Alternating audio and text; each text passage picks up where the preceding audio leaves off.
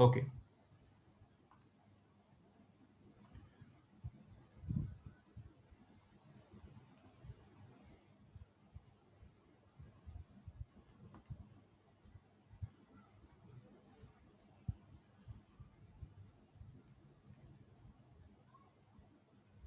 Okay, can you see the screen now?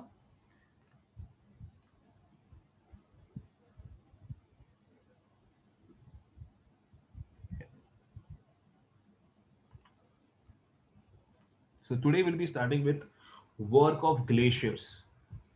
ठीक है, कि glaciers, how the glaciers help in erosional activities, depositional activities, and how they result into landforms. ठीक है, so let us start with glaciers today. Okay, now if you talk about glaciers in the region where the temperature is below freezing point, मतलब below 0 degree रहेगा ना, वहां पे आपको snowfall मिलता है। और ये जो ग्लेशियर्स बनते हैं ये स्नोफॉल से ही बनते हैं। So wherever you will find snowfall, you will find glaciers over there. Okay, so if you go to Himalayas, if you go to polar regions, you will find snowfall and indirectly you will be finding glaciers, and this glaciers results into erosion। कैसे होता है वो लोग detail में आगे पढ़ने वाले हैं। ठीक है, so let us go ahead. Now if you talk about glaciers, layer of snow accumulates in the earth surface। कैसे, मतलब स्नोफॉल तो गिरते जाता है, ठीक है, जैसा रेनफॉल गिरता है वैसे स्नोफॉल गिरता है। तो स्नोफॉल नीचे जब सरफेस पे सेटल हो जाता है तो उसके ऊपर और एक लेयर आता है, उसके ऊपर और एक लेयर आता है, because the snowfall is falling continuously. अब जब ये लेयर बनते जाता है ना, तो नीचे वाला जो लेयर है ना, सबसे नीचे वाला जो लेयर है ना, वो लेयर धीरे धीरे है ना सॉलिड होते जाता है, because of the pressure of the upper layer. ठीक है, मतलब कैसे है कि एक लेयर है, उसके ऊपर और एक लेयर है, फिर उसके ऊपर और एक लेयर है, तो कैसे ना नीचे वाला जो लेयर होता है ना, बेस लेयर, वो धीरे धीरे सॉलिड होता है। ठीक है, जैसे जैसे जैसे वो लेयर सॉलिड होते जाता है, slowly slowly this snow it turns into a big mass of ice. this snow turns into big mass of ice, and this big mass of ice is called as glacier।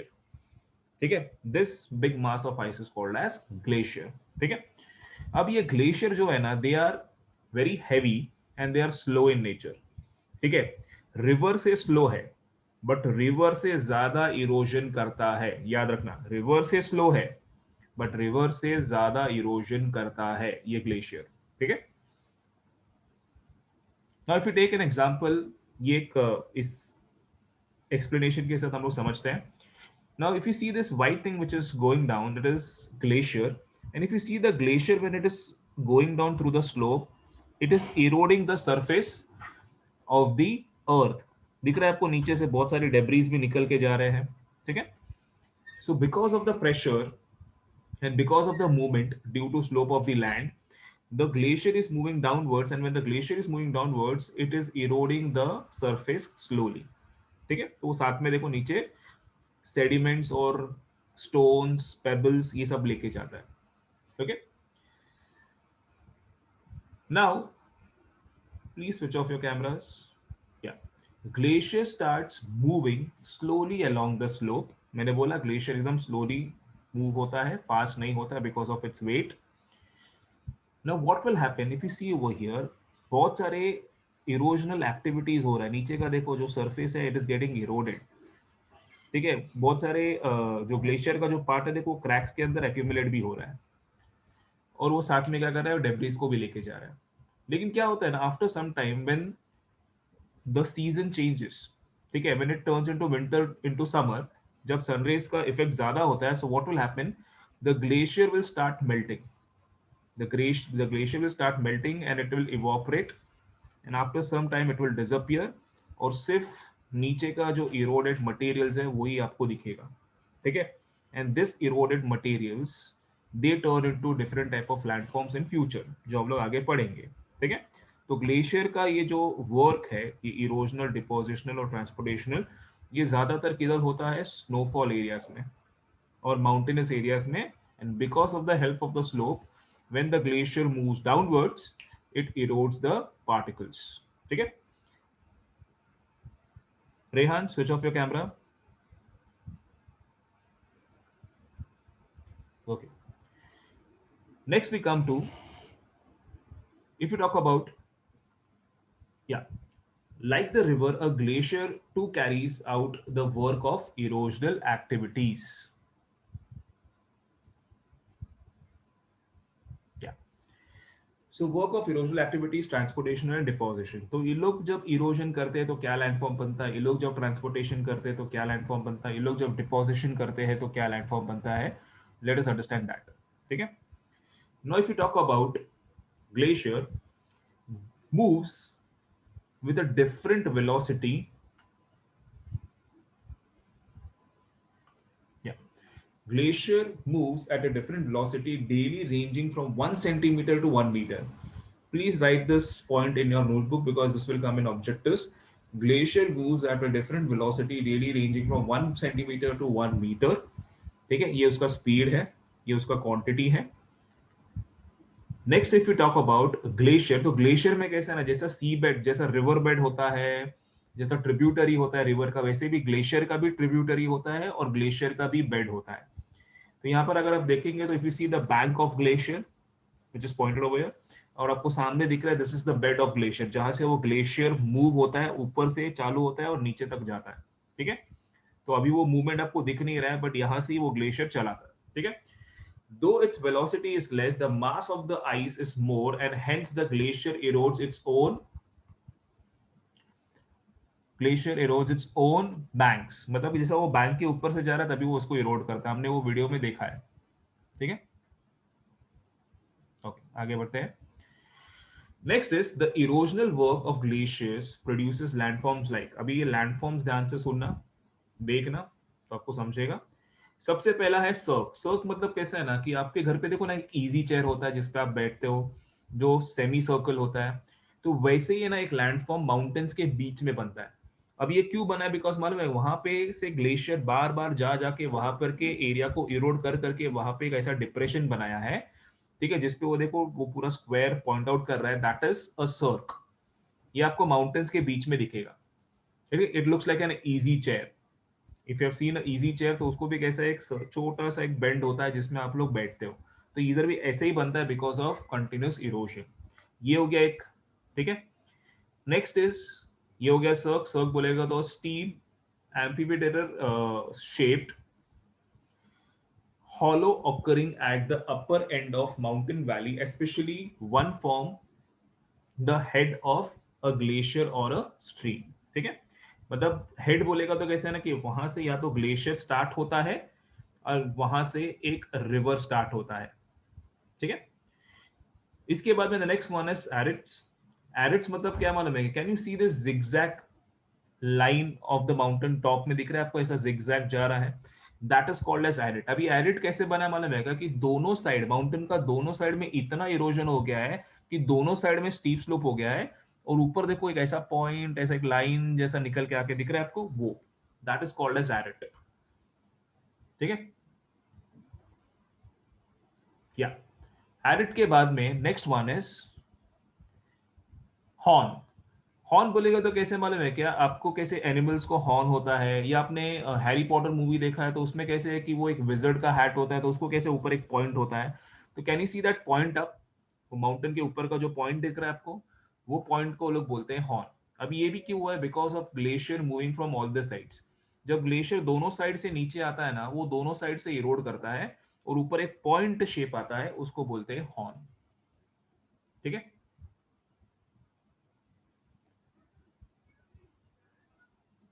Next is,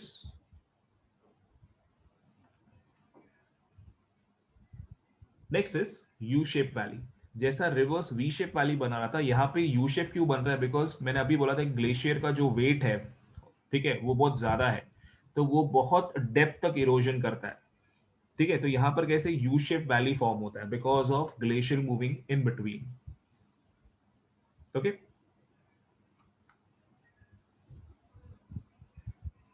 so this is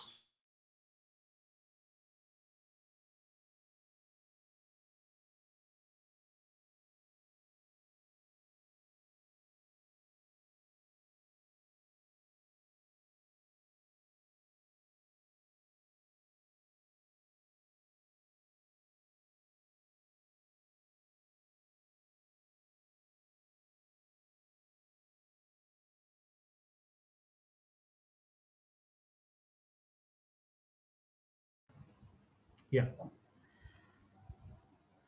Yes. Okay. Can you hear me now? Yeah. This is U-shaped valley. After U-shaped valley, next one is hanging valley.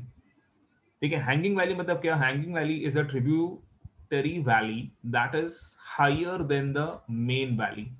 ठीक है, मतलब ये कैसे है ना, if you see ना, it looks like a hanging valley. Yeah, it looks like a hanging valley. The erosional work of place produces this landform.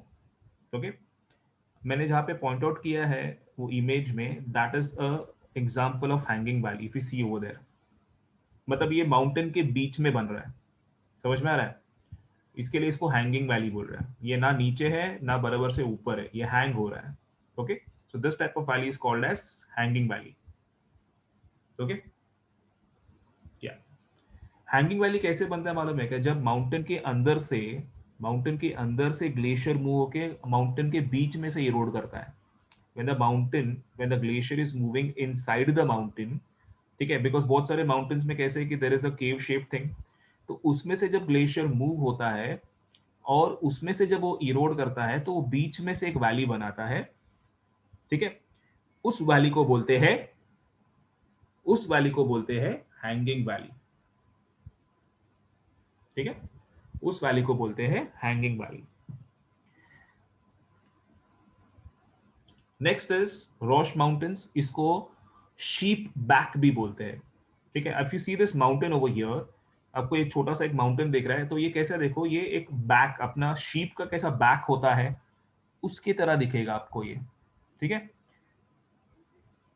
Now the passage of glacier ice over underlying rocks, the upslope, that is the ऊपर का जो slope है उसके ऊपर से जाता है. इसी I will give the point out. ये ऐसा ग्लेशियर मूव होता है.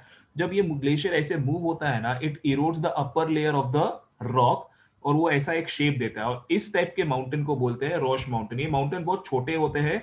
You can climb this mountain easily. ठीक है,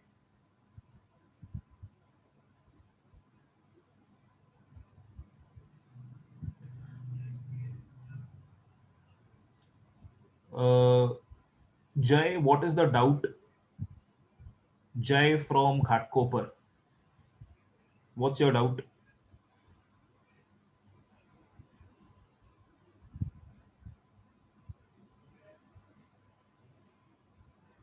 Yes, Jay. Can you repeat your doubt?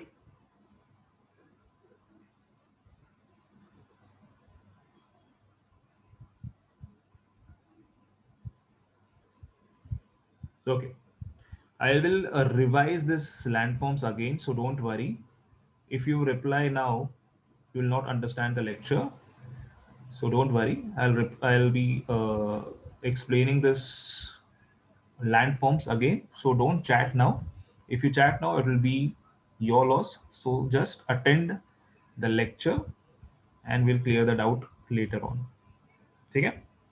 Sure. Okay. So this was about roche mountain. Roche mountain कैसे है कि it looks like a sheep back. जब glacier ये mountain के ऊपर से ट्रैवल करता है तब इस माउंटेन को इरोड करता है. That's why it looks like a sheep back. This type of mountain is called Roche Mountain. This is a very small mountain. Okay, you can climb this mountain easily. Okay. तो हमने different landforms पढ़े. मैं वापस recap करता हूँ. सबसे पहला है सर्क. सर्क मैंने बोला इजी चेयर जैसा दिखता है. एक बड़ा सा डिप्रेशन बन जाता है if you see the hollow over there, and it is also a head start for a river और फॉर अ ग्लेशियर. ठीक है. आर्ट मैंने क्या बोला, आर्टरेस क्या है मालूम है क्या? जैसे कि ये माउंटेन है ना, तो माउंटेन के ऊपर आपको दिख रहा है एक पतला सा एज जा रहा है. If you see this, snow का एज जा रहा है यहाँ पे. तो ये जो पतला सा एज जा रहा है, ठीक है, ये क्यों हुआ है? बिकॉज दोनों साइड माउंटेन के जब दोनों साइड से इरोजन होता है, जब माउंटेन के दोनों साइड से जब इरोजन होता है तो बीच में ऐसा एक लेन निकल के आता है. इस type of lane is called as arete और it is also known as aretes. ठीक है. Next one is horns. मैंने हॉर्न्स बताया था कि जब माउंटेन के ऊपर से दोनों साइड से इरोजन होता है तो ऊपर एक छोटा सा पॉइंट जिसको हम लोग पीक बोलते हैं, it looks like a horn. ठीक है, जैसे एनिमल का हॉर्न होता है, या मैंने एग्जांपल दिया हैरी पॉटर का जो हैट होता है उसके ऊपर जो पॉइंटेड एरिया होता है उसको बोलते हैं हॉर्न. उसके बाद में मैंने बोला you shape valley. U shape valley मैंने बोला कि जैसा रिवर वी शेप वैली बनाता है वैसे ही ग्लेशियर जैसे यू शेप वैली बनाते हैं, लेकिन ये यू शेप वैली ओवरनाइट नहीं बनता, it takes lot of years to form this U shape valley. Next one is hanging valley. Hanging valley भी मैं वापस एक्सप्लेन कर रहा हूं, जब माउंटेन के बीच में से जब ग्लेशियर इरोड करके निकलता है तो उधर एक वैली बनाता है, ठीक है। तो ये जो मैंने यहाँ पे पॉइंट आउट किया, if you see the image clearly, तो इस जो पार्ट को है ना, जहां पे वो एक छोटा सा एक गैप दिख रहा है आपको और छोटा सा एक वी शेप या यू शेप आपको दिखेगा, लेकिन वो सरफेस तक नहीं पहुंचा है, वो बीच में ही है, it is in between of mountains, that's why it is called as hanging.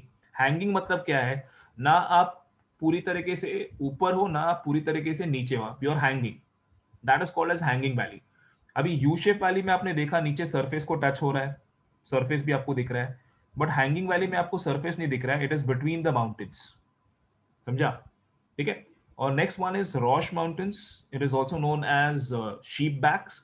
जब एक ग्लेशियर पूरा का पूरा ग्लेशियर एक माउंटेन के ऊपर से चले जाता है और उसको इरोड करके ये शेप देता है which looks like a sheep back, sheep जो अपना एनिमल है उसका जैसा बैक होता है ना, तो वो सेम वैसे ही दिखेगा, तो उसको शीप बैक भी बोलते हैं।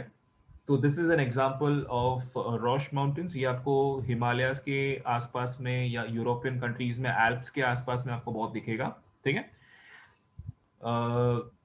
अगर आप पबजी खेलते रहेंगे तो पबजी में आपने देखा रहेगा you hide out in a mountain where you climb the mountain and you hide over there, ठीक है। जो अभी गेम बंद हो गया है तो वो भी एक रॉश माउंटेन ही है, ठीक है, if you play PUBG. Next one is the transportational and deposition work by done by the glaciers. हमने इरोजनल वर्क देखा, अभी ट्रांसपोर्टेशनल एंड डिपोजिशनल वर्क करेंगे। अभी इसमें कैसे है ना, the glaciers carry sediments with them and they are called as moraines. अभी ये बहुत इंपॉर्टेंट है बिकॉज इस पे एक 3 मार्क का ब्रीफ पूछते हैं, explain moraine and types of moraines, try to understand this. Now if you talk about moraines, there are different types of moraines, आपको ये इमेज में ही दिख रहा है, इसको बोलते हैं लैटरल मोरेन्स, ठीक है, lateral moraines. Next one is medial moraines, ठीक है। Next one is terminal moraines, okay. So it is lateral, it is medial and terminal, and the last one is ground moraines, ठीक है। So these are the 4 type of moraines. Lateral moraines मतलब क्या है कि जब tributary glacier के जो tributaries होते हैं, मैंने बोला रिवर के ट्रिब्यूटरीज होते हैं, वैसे ग्लेशियर के भी ट्रिब्यूटरीज होते हैं। तो जब ग्लेशियर के ट्रिब्यूटरीज दूसरे जगह से जब लेके आते हैं सेडिमेंट्स, ठीक है, तो उसको बोलते हैं लैटरल मोरेन्स। मीडियल मोरेन्स मतलब क्या है, जब मेन ग्लेशियर ही अपना सेडिमेंट्स लेके आता है उसको बोलते हैं मीडियल। टर्मिनल मतलब क्या है, जहां पे ये आके खत्म होता है, ठीक है। टर्मिनल मतलब क्या है, जहां सॉरी टर्मिनल मतलब जहां से चालू होता है, आई एम सॉरी, टर्मिनल मतलब जहां से चालू होता है। when the glacier starts moving and when it starts eroding the sediments, that sediments are called as terminal moraines. Ground moraines मतलब क्या है कि जो बड़े बड़े रॉक्स है जो ग्राउंड पे ही रहते हैं वाइल इरोजन, उसको बोलते हैं ग्राउंड मोरेन्स। अब कैसे ना, जब ग्लेशियर मूव होता है तो वो छोटे रॉक्स को भी इरोड करता है और बड़े रॉक्स को भी इरोड करता है, समझ में आ रहा है। जो छोटे रॉक्स है ना वो ग्लेशियर के ऊपर के हिस्से में चले जाते हैं because they are light in weight, ठीक है। बट जो बड़े बड़े रॉक्स है वो ऊपर नहीं जाते because of the weight, so they transport और they travel in the lower surface of the glacier. और जो ये बड़े बड़े मोरेन्स है जो लोअर सरफेस ऑफ ग्लेशियर में मूव हो रहे हैं उसको बोलते हैं ग्राउंड मोरेन्स। क्या बोलते हैं, ग्राउंड मोरेन्स, ठीक है।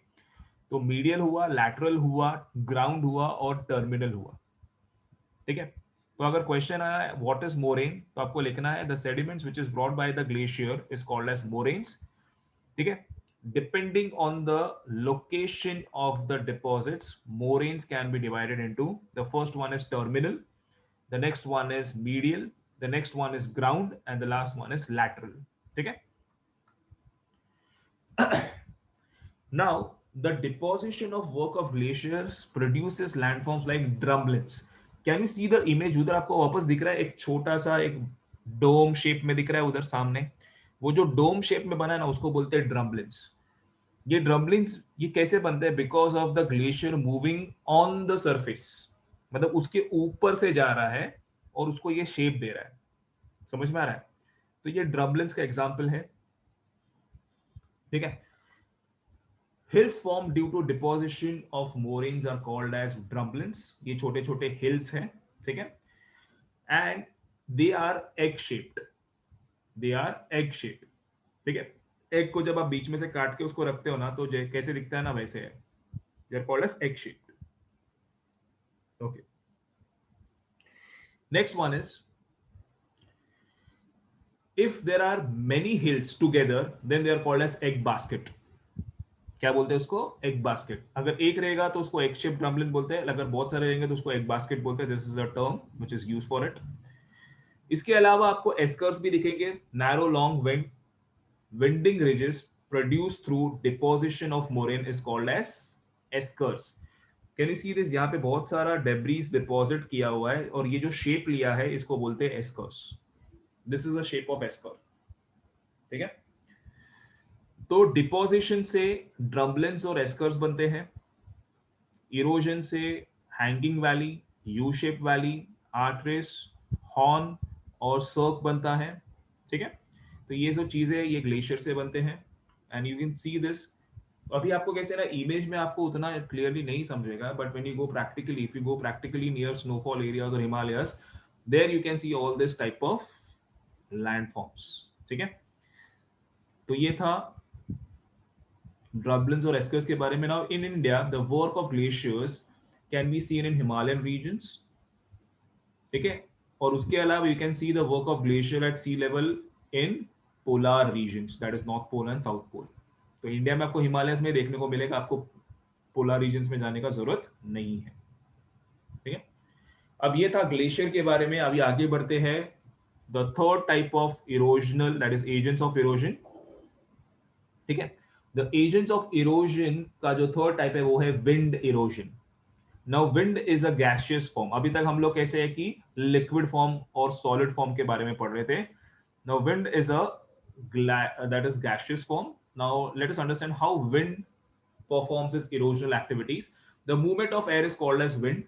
और विंड मूवमेंट का जो इफेक्ट है वो कहां पे ज्यादा रहता है? जहां पे ऑब्स्ट्रक्शन नहीं है। अगर ऑब्स्ट्रक्शन रहेगा, जैसे कि बहुत सारे बिल्डिंग्स होंगे, तो विंड इरोजन करने के लिए डिफिकल्ट हो जाएगा, ठीक है। बट अगर ऑब्स्ट्रक्शन ही नहीं है, there are no mountains, there is no buildings, there is nothing, then the wind erosion can be done smoothly, ठीक है। Now winds are a agent of erosion which is in a gaseous form. The erosional, transportational and depositional work of wind is more prominent in desert areas. Why? Because हम जब desert में जाते हैं तो desert में there is no obstructions, there are no trees, there are no settlements over there. ज्यादा settlements होते नहीं, और settlements होंगे भी तो उसका जो height है उतना ज्यादा नहीं रहता है। Kanika, switch off your camera, thank you. Yeah. तो उसका जो इंटेंसिटी होता है ना डेजर्ट में ज्यादा इफेक्टिव होता है, ठीक है। तो डेजर्ट में आपको ज्यादातर आपको ये विंड इरोजन दिखेगा। और डेजर्ट में और एक चीज क्या है कि यहाँ पे मैकेनिकल वेदरिंग भी होता है। याद है हमने चैप्टर नंबर 3 में पढ़ा था, mechanical weathering only happens in dry climate. तो desert is an example, best example of dry climate. तो यहाँ पे मैकेनिकल वेदरिंग भी होता है एंड विंड इरोजन भी होता है, ठीक है। Now let us understand wind erosion. Now there is hardly any obstacle. मैंने अभी बोला था कि कोई obstacle नहीं है, because यहाँ पे बड़े बड़े trees भी grow नहीं होते because of less rainfall. यहाँ पे उतना डेवलपमेंट नहीं है, बिकॉज यहाँ पर जो सेटलमेंट है वो एकदम रूरल है, अर्बन सेटलमेंट नहीं है, ठीक है। तो यहाँ पर कैसे है कि विंड इरोजन होना बहुत ईजी है।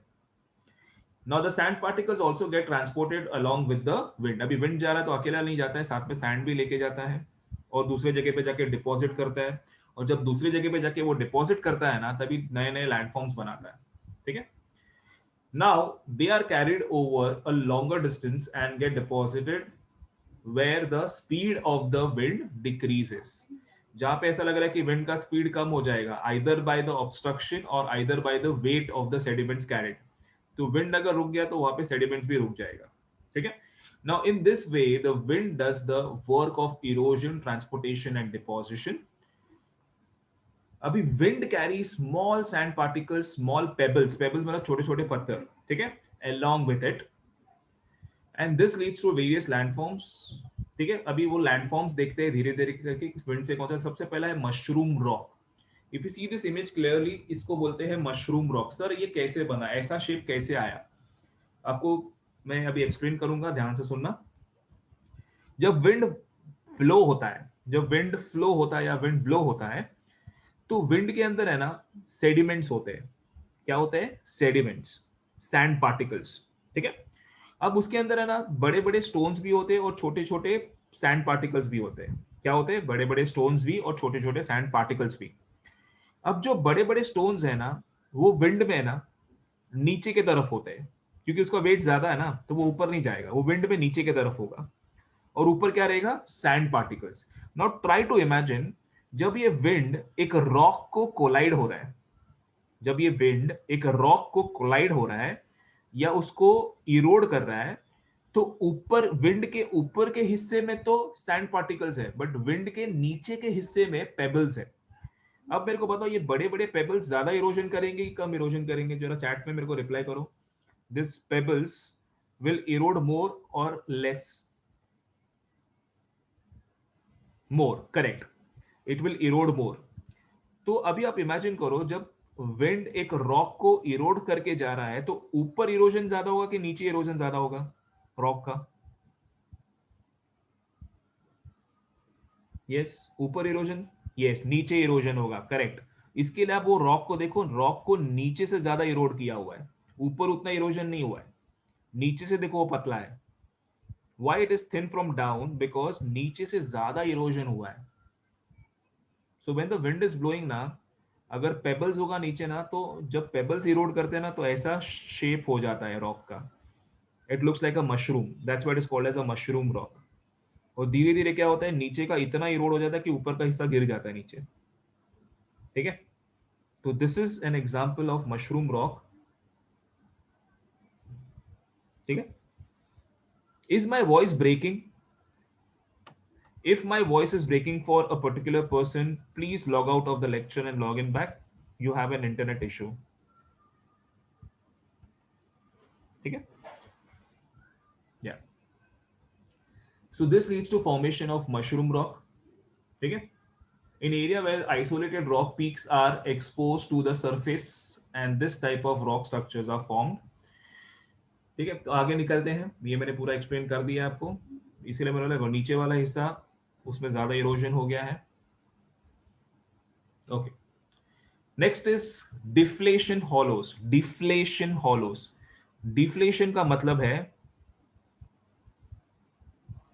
डिफ्लेशन का मतलब है डाउनवर्ड्स, इन्फ्लेशन मतलब अपवर्ड्स। ठीक है, इन्फ्लेशन मतलब अपवर्ड्स, डिफ्लेशन मतलब डाउनवर्ड्स। डिफ्लेशन मतलब कैसा है कि एक बड़ा सा खड्डा बन गया, कि आपको दिख रहा है वहां पे एक बड़ा सा खड्डा बन गया है। वहां पे क्यों एक बड़ा सा डिप्रेशन, ज्योग्राफी में इसको डिप्रेशन बोलते हैं। वहां पे इतना बड़ा डिप्रेशन क्यों बना है? बिकॉज उस पार्ट का, उस एरिया का जो सैंड है ना, वो कंटिन्यूसली इरोड हो गया है विद बिकॉज ऑफ विंड, और उस हिस्से में ही सिर्फ इरोजन हुआ है, इसके लिए इतना बड़ा डिफ्लेशन बन गया है। जब आप एक डेजर्ट में जाओगे ना, तो आप अगर डेजर्ट में गए हो, तो डेजर्ट सफारी में गए हो, तो आपने देखा रहेगा when you go by a vehicle in a desert area, तो वो प्लेन नहीं है, कभी भी आपका गाड़ी ऊपर नीचे होता रहता है। क्यों? Because there are many deflation hollows in between. Some deflation hollows are short, that is small, and some deflation hollows are big. ठीक है। So some deflation hollows are big and they are caused by continuous erosion done by the wind in that particular area. ठीक है। Yes, you can slide over there, you can enjoy, you can go inside the sand also over there. Yeah, a lot of people go and slide over there. A lot of people have that uh, जो jet use करते हैं ना सी में, वो jet भी लेके जाते हैं यहाँ पे। ठीक है, तो यहाँ पे कैसे एडवेंचर स्पोर्ट्स होता है। या they have to puncture the tyre. चलो ये हो गया। Next is यार्डंग्स। यार्डंग्स मतलब क्या मालूम है? Can you see there is a gap in between, और बीच में ऐसा एक बड़ा सा लेन है, फिर वापस गैप है, फिर लेन है, फिर वापस गैप है। ये क्यों होता है मालूम है क्या? अगर एक एरिया में हार्ड रॉक और सॉफ्ट रॉक दोनों साथ में है, ठीक है, एक एरिया में हार्ड रॉक और सॉफ्ट रॉक दोनों साथ में है, तो विंड है ना हार्ड रॉक को इरोड नहीं कर पाता है, बट सॉफ्ट रॉक को कर पाता है। समझा? तो वो क्या करेगा ना, सिर्फ सॉफ्ट रॉक को इरोड करेगा, हार्ड रॉक को नहीं करेगा। इसके लिए देखो, जो बीच बीच में बड़े बड़े लाइंस दिख रहे हैं ना, वो हार्ड रॉक है, और बीच में जो गैप्स दिख रहे हैं ना हार्ड रॉक के, वहां पे सॉफ्ट रॉक था। जब ऐसा फीचर आपको दिखेगा ना, ऐसे फीचर को बोलते हैं yardangs. Mayuresh, switch off your camera. Such features are called as yardangs. ठीक है, जहां पे हार्ड रॉक और सॉफ्ट रॉक दोनों भी होगा। ठीक है, हाँ, ये स्ट्राइप्स जो दिख रहा है ना बीच में, वो हार्ड रॉक है, और वो दो स्ट्राइप्स के बीच में जो गैप दिख रहा है ना, that is called as soft rock. That grey part is the sand. That grey part is the sand. ठीक है, इफ देर इज रेनफॉल, जब रेनफॉल होता है ना, तब ऐसा टेक्सचर देखता है। ओके, तो ये जो ऐसा लैंडफॉर्म दिखेगा ना, जहां पे आपको हार्ड रॉक और बीच में गैप, फिर वापस हार्ड रॉक, फिर बीच में गैप, तो ऐसे लैंडफॉर्म को यार्डन्स बोलते हैं। The soft rock is eroded by the wind. बच्चा, the soft rock is eroded by the wind. उसको विंड लेके गया, सॉफ्ट रॉक को, सिर्फ हार्ड रॉक छोड़ के गया। ठीक है, अगर आप पूछ रहे हो कहां पे सॉफ्ट रॉक, सारांश, स्विच ऑफ योर कैमरा। तो soft rock is eroded bye winds. ठीक है, तो ये था यार्डन्स। नेक्स्ट आते हैं हमाड़ा। ये हमाड़ा मतलब क्या है? It is also called as loess plains. जब भी विंड का स्पीड बहुत ही स्लो हो जाता है, विंड अभी आगे ट्रैवल नहीं कर पाता है, तो ये क्या करता है, इसके अंदर जितने भी डेब्रीज और पेबल्स है ना, वो एक जगह पे आके छोड़ देता है। ठीक है, तो आपको ऐसा जब दिखेगा ना, जहां पे थोड़ा सा सैंड है, थोड़ा सा रॉक्स है, थोड़ा सा सैंड है, थोड़ा सा रॉक्स है, ऐसे स्पेस को या ऐसे एरिया को बोलते हैं हमाड़ा। हमाड़ा हमेशा है ना आपको राजस्थान के बॉर्डर्स पे, पंजाब के बॉर्डर्स पे आपको दिखेगा, जहां पे विंड आके रुक जाता है, जहां पे विंड का स्पीड कम हो जाता है। ठीक है, तो इस स्पेस को बोलते हैं हमाड़ा। It is also called as loess planes.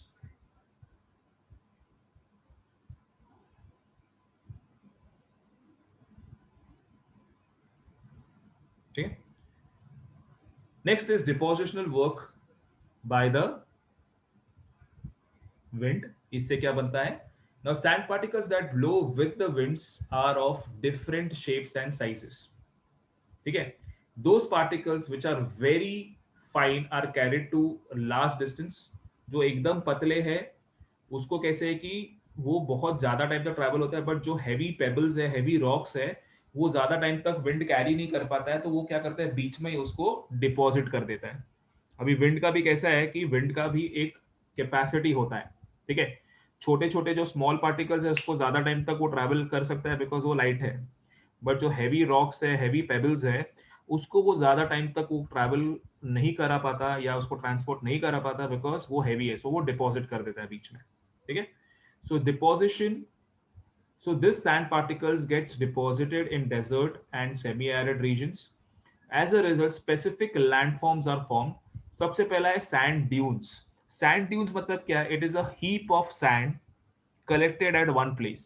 एक छोटा छोटा माउंटेन दिखेगा आपको सैंड का, उसको बोलते हैं सैंड ड्यून्स। ठीक है, जहां पे कैसे है ना, विंड आके रुक जाता है और पूरा सैंड डिपॉजिट कर देता है, तो आपको एक बड़े बड़े ऐसे माउंटेन्स दिखेंगे सैंड के, उसको बोलते हैं सैंड ड्यून्स। अभी सैंड ड्यून्स भी ना दो शेप में होते हैं। Sand dunes are of two shapes. A dune is a hill of loose sands build by wind. वो दिखता माउंटेन जैसा है, बट अगर आप उसमें जाएंगे तो वो मिट्टी है, टूट सकता है। ठीक है, according to their shape they are divided into two types, that is one is barchans and the next one is seef। ये दोनों भी अरेबिक वर्ड है। बार्चन का मतलब है क्रेसेंट, क्रेसेंट मतलब हाफ मून। तो आपको दिख रहा है यहाँ पे हाफ मून, हाफ मून आपने देखा रहेगा ना, सेमी सर्कल। तो अगर ऐसा शेप लिया ना, तो इसको बोलते हैं बार्चन और इसको बोलते हैं बरखान। दोनों प्रोनाउंसिएशन राइट है, one is called as barchan and one is called as barkhan. ठीक है, तो ये जब हाफ मून शेप होगा तो इसको बोलते हैं बारखन, सैंड ड्यून।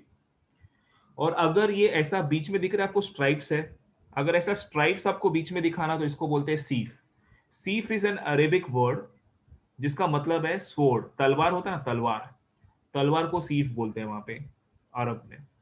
तो वो एकदम तलवार जैसा स्ट्रेट होता है, इसके लिए उसको बोलते हैं सीफ। ठीक है, तो दो टाइप का सैंड ड्यून्स होता है। ठीक है, एक होता है बरखान और दूसरा होता है सीफ। ओके, तो ये था सैंड ड्यून्स। इसको बोलते हैं रिपल्स। इसको क्या बोलते हैं? Ripples. When wind blows over a loose sand, the sand towards the bottom is pulled or pushed in a direction of the flow. जैसा सी वेव्स जाता है ना, वैसे ही जब विंड सैंड को एक डायरेक्शन में लेके जाता है ना, तब ऐसे रिपल्स बनते हैं। ठीक है, तो जैसा सी वेव्स जाता है बिकॉज ऑफ द विंड, वैसे ही when the sand travels with the wind, it forms this ripples। ठीक है, तो ये जो रिपल्स दिख रहा है आपको, ये रिपल्स यहाँ पे सैंड ड्यून के आसपास भी दिखा रहेगा। ये देखो, इसको भी रिपल्स ही बोलते हैं। इधर भी देखो जो लाइंस दिखा है, ये भी रिपल्स है। Ripples is a common thing, it is found everywhere in the desert, एकदम कॉमन है ये। ठीक है, रिपल्स के बाद में next one is loess plains. मैंने बोला लोएस्ट प्लेन्स क्या है? It is an aeolian sediment. Aeolian मतलब क्या है? When a rock is eroded by wind, उससे जो सेडिमेंट मिलता है उसको बोलते हैं एओलिन सेडिमेंट। वापस मैं बोल रहा हूं, when a rock is eroded by wind, the sediment which is formed by that erosion is called as aeolian sediment। ठीक है, is formed by the accumulation of wind blowing silt and that are loosely cemented by calcium carbonate। तो ये था depositional work done by winds. यहां पे I will stop the lecture. ठीक है, quick sand is all together a different concept. ठीक है, quick sand is all together different concept, जहां पे जो सरफेस एरिया है वो स्टेबल नहीं है। इसके लिए आपको कभी भी ग्राउंड मिलता ही नहीं है। समझ में आ रहा है क्या? अच्छा, डेल्टा के बारे में मैंने बोला था लास्ट लेक्चर में बताऊंगा, but I have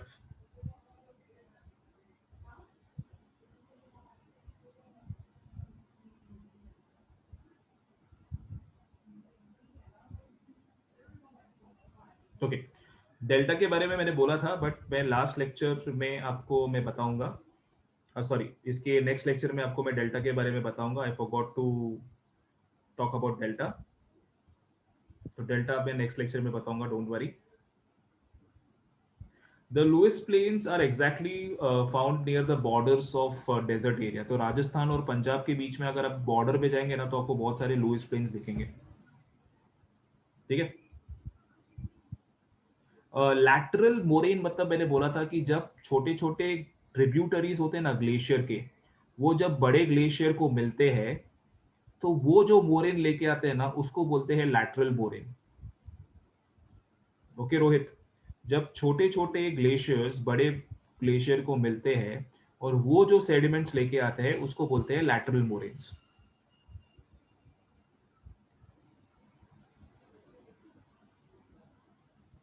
what is moraine? Moraine is the sediments brought by the glacier. जो ग्लेशियर जो सेडिमेंट्स लेके आता है, उसको एक टर्म दिया है, that is called as moraines. ठीक है, और ये टेक्सचुअल क्वेश्चन है जो आता ही आता है एग्जाम में। What is moraine? Explain the types of moraines. और बहुत सिंपल क्वेश्चन है। No, the ripples are not form due to sandstorms. एक नॉर्मल विंड भी रिपल फॉर्म कर सकता है, सैंडस्टॉर्म आने का जरूरत नहीं है। ठीक है,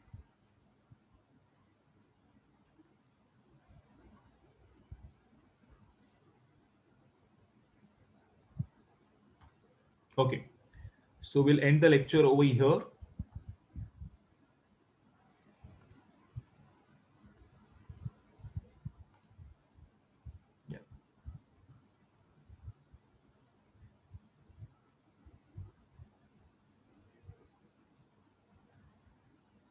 Bye, take care, have a good day। You have 2 more lectures। Chalo, see you in the next lecture, bye।